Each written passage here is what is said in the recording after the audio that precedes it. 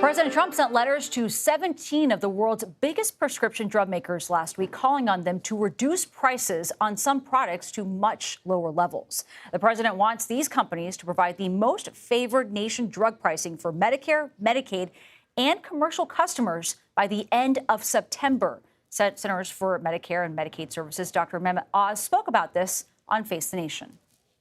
About 2/3 of bankruptcies in America are caused by health care expenses. About 1/3 of people, when they go to the pharmacy, they leave empty-handed. They can't afford the medication. So the president has said, enough global freeloading.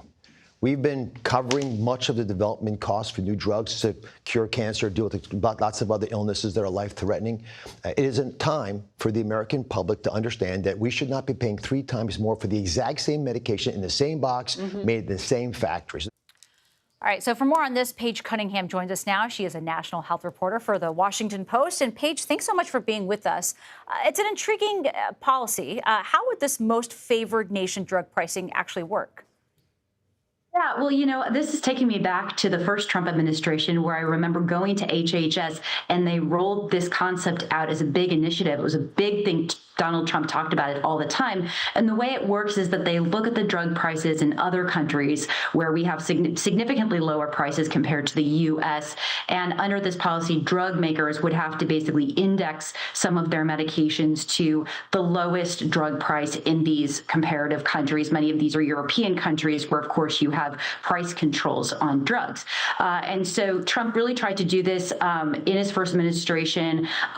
It kind of ran up against the end of his term and wasn't really able to get it fully into effect. And then when they tried to do so, the courts blocked it. So you see him trying to bring that back now. But I think the problem that he's going to run into is that Congress has not broadly given him authority to demand lower drug prices in the Medicare program. And what is new is that he does have permission to negotiate lower prices, but only for 15 drugs.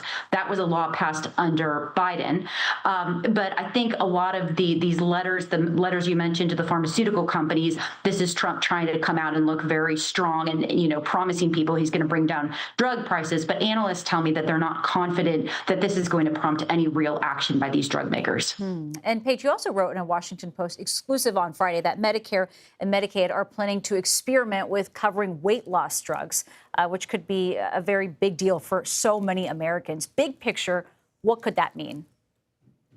Yeah, so this is also really interesting because on one hand, of course, doctors say that patients should have access to these. They've changed people's lives. On the other hand, there are estimates that covering these drugs for weight loss would cost Medicare $35 billion over 10 years. So what's fascinating about what I found last week is that the administration has kind of found this backdoor way of starting to pay for these drugs for people with obesity. Right now, they only cover these drugs for people who have type 2 diabetes and in some cases coronary disease.